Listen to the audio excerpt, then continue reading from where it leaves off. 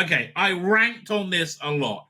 I saw very little possibility that this wouldn't be woke shit. I had assumed that Vanessa Kirby, Sue Storm, was going to be the team leader. Pedro Pascal, who I am sick of, as is everybody else. We're all sick of Pedro Pascal. Was going to be a beta male, like, not the leader. And it's just going to be lots of dunking on people, right? Dunking on white men. Not that at all. I tell you, not that at all. So Pedro Pascal and the female Silver Surfer. I even think going for the female Silver Surfer. How can I explain it? If you're not a big comic book fan, in terms of scripting, it was a very, very valid scripting choice, right? It made sense in terms of the themes of the story that they were telling, right? And the story is this one essentially of parenting, becoming a parent. And that was a very strong theme going all the way through of parenting, right? Which I think is a generally good idea. Now, here's the thing, though: does this non-woke, rather entertaining movie signal that the MCU is saved? I doubt it, right? I don't know if the MCU can be saved. I genuinely, I don't know. Here, let me pull up a Marvel Cinematic Universe. Let's pull up a list of the movies and try and work out how long. This is the best movie for a long time, but I'm trying to work out how long it's been. Hang on, we'll do remove. Because again, it's not the best Marvel movie of all time. I mean, by a long way, right? By a long way. Let's share screen. There we go. Doink.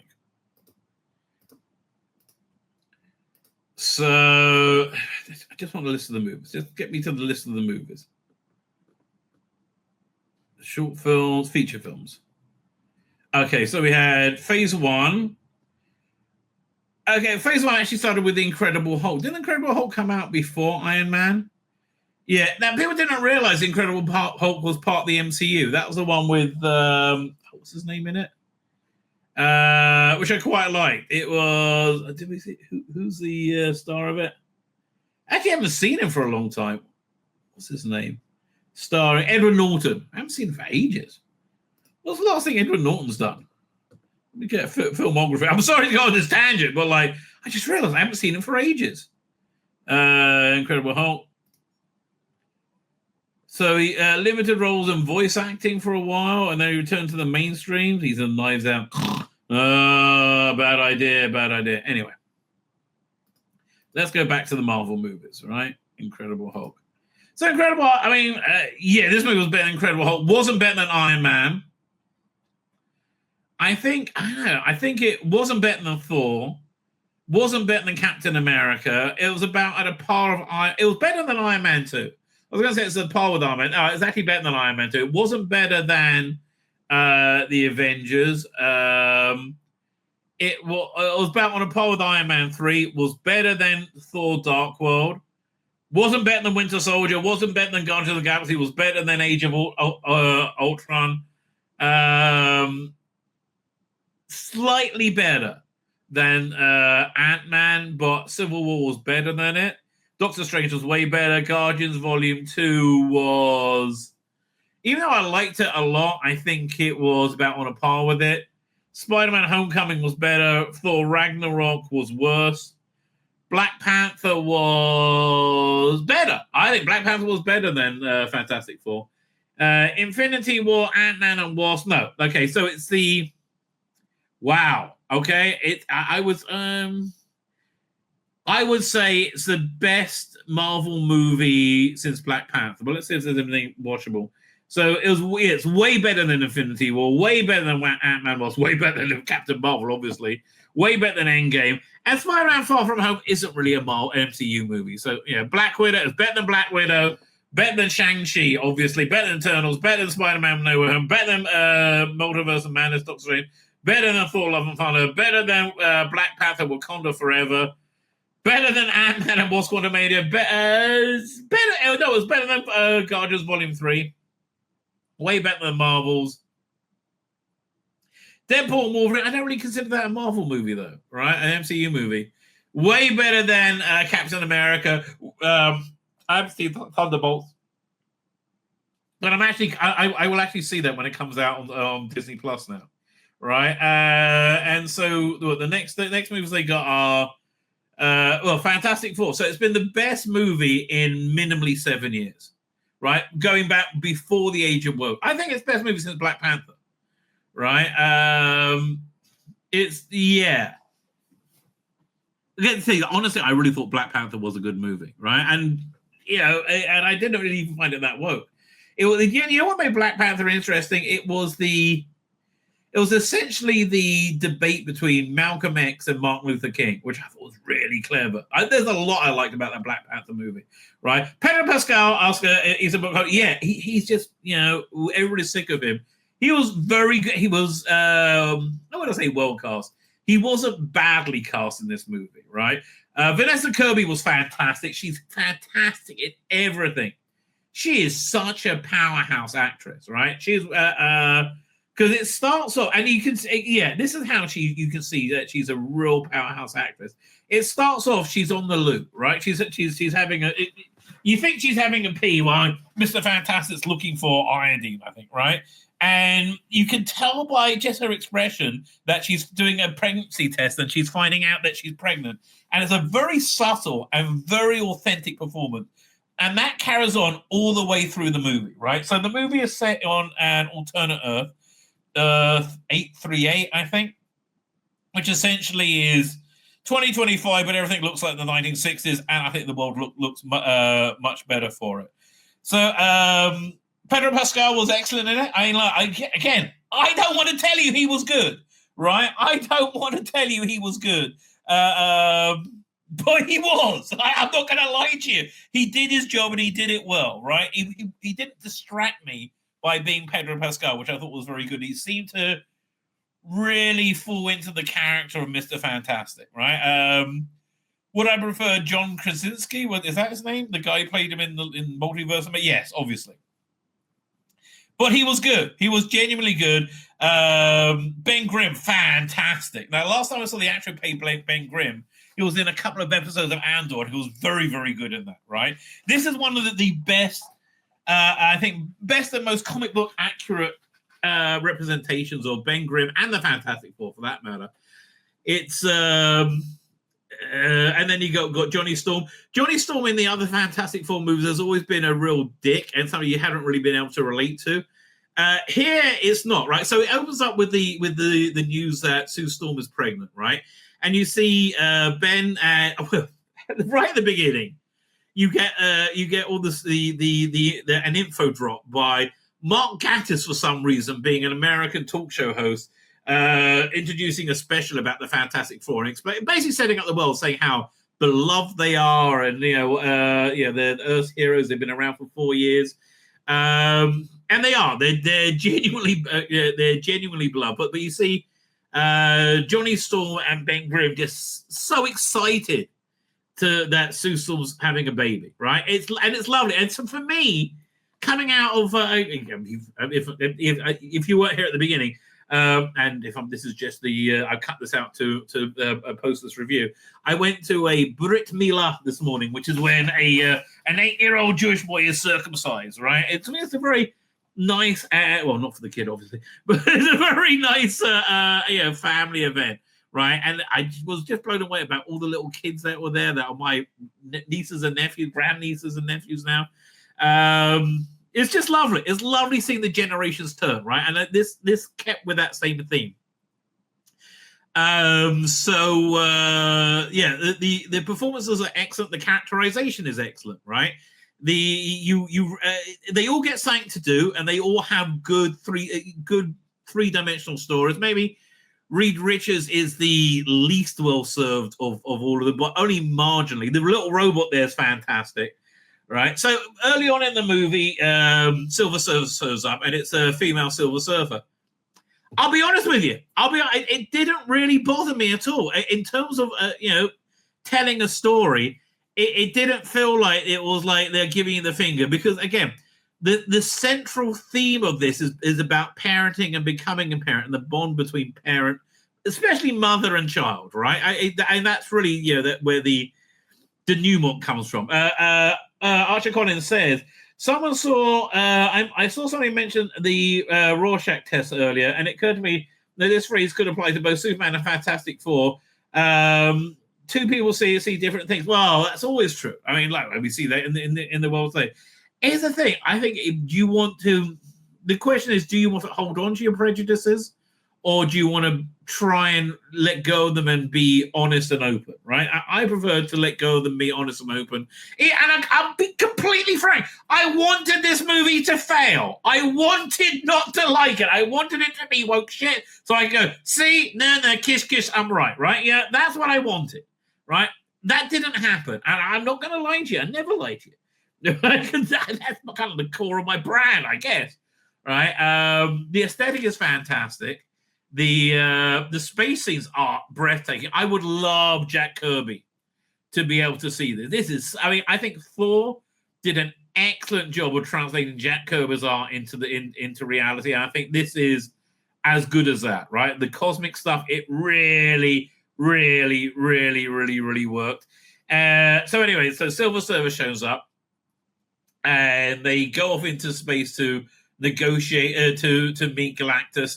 And again, all this stuff is fantastic, right? Absolutely fantastic. By the way, the runtime, also good, worth noting, a lean and mean hour and 45 minutes, right? Really, man, and it made it tick over much quicker, right? I genuinely, by the way, I love Superman. This was a better movie, in my opinion, right?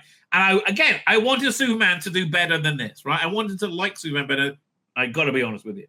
Right, the story is cohesive and it works well. Oh, this is not a spoiler because it's been in the trailers. So Galactus wants. Sue Storm's heavily pregnant when they go up to meet Galactus, and so Galactus wants her baby, right? And that's really the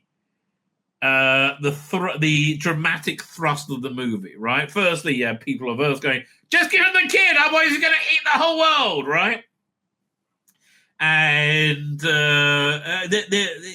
she's very good at being a diplomat, right? And I think that really fills out the role very, very well, right? I think it develops her into being a three-dimensional, modern, believable female character, right? Which without like derailing the source material. Like early on when they're recapping everything, they had a battle with the Mole Man, and they later 5 minutes later, she's the one who negotiates a peace with the Subterranea. Right, and that becomes a major plot point towards the end of the movie. So the rest of the movie is trying to work out how to deal with Galactus and what to. And it looks desperate. Looks like they don't have a hope. Right. I didn't see where the end was coming. I thought it surprised me, it entertained me, elated me. I liked the characters, which I haven't done in a Marvel movie for a long time. That's something okay. Let's go back for a second. Brave and Captain America, didn't really like the characters. Marvel's absolutely not. Guardians of the Galaxy 3 I thought was good, but I didn't like the villain. It was all about vivisection with Rocket Raccoon. It was too hardcore for me. Genuinely, it wasn't fun enough. It was just depressing, I really found. Not depressing, disturbing, right? Ant-Man and Wasp, no. There hasn't been a characters as well fleshed out since I would say Civil War, right? Civil War or Black Panther, around the. I really wish that they just went straight from Spider-Man Far From Home. If this movie came out in 2021, it would have the MCU wouldn't have died. Now here's the thing though, what made the MCU so strong was they had a run of very strong movies. Again, you had Iron Man, which everybody loved. Iron Man 2, people didn't love as much, but they did like it. Thor, everybody loved, and Captain America, First Avenger, everybody loved, then the Avengers, right? And that was over a period of, what was it, 4 years? 4 years they delivered 1, 2, 3, 4. Over 4 years they delivered 5 big crowd-pleasing movies, and they basically coasted on that ever since. If they can deliver that again, will the MCU be safe? I don't know. I don't know if people would trust them ever to go back. Right, I didn't. Right, I got a screener. That's why. Although I would have seen it this morning if my daughter said, "Let's go." Right. But yeah, look. I mean, again, not woke in the slightest. And you had another subplot of a relationship, not necessarily a sexual relationship, but some kind of relationship between Johnny Storm and Silver Surfer, which I think also worked very well. The ending, while what some could say is somewhat reminiscent of the Last Jedi, which was awful, was done well here. And I think, generally speaking, everything worked, right? Everything worked. Galactus was fantastic. What's the name of the actor who plays it? It was like this English Northern actor, right? Yeah, I think Galactus. Do we have a cast list here? Hang on. There's a Kirby, Ebon Moss, Bacharach. Oh, but that's the other thing. You really got into Ben Grimm's character, and not like his sadness, right? But more his love of life, his love of children, right? I really think that, yeah, and I think it was generally quite lovely. Julie Garner's Silver Surfer. Mark Cactus. I'm looking at the cast list. Where's Galactus? Ralph Ineson as Galactus, right? Freaking awesome. And one of the only times I've seen a giant kaiju which scared me, right? And that's the thing. It was generally scary in a lot of ways. You don't see much of Reed Richards' very expensive, fantastic abilities, right? I don't have that anymore.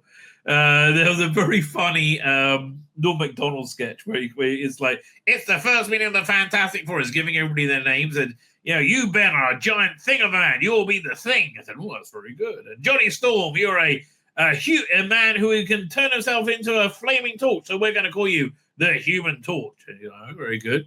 And Sue Storm, you're a woman who can make herself invisible. You will be the Invisible Woman, right? And then he gets his name. And my name, of course, will be Mr. Fantastic. I'm like, wait, what?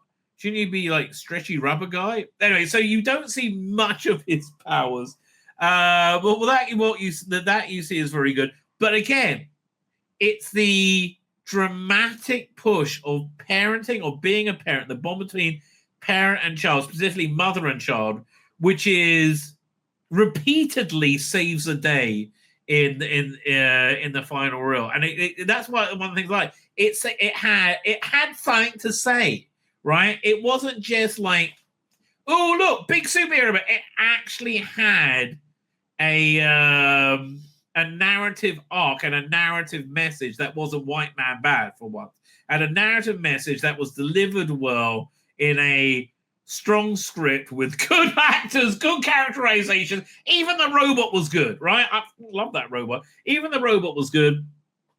Great villain, good action, very entertaining.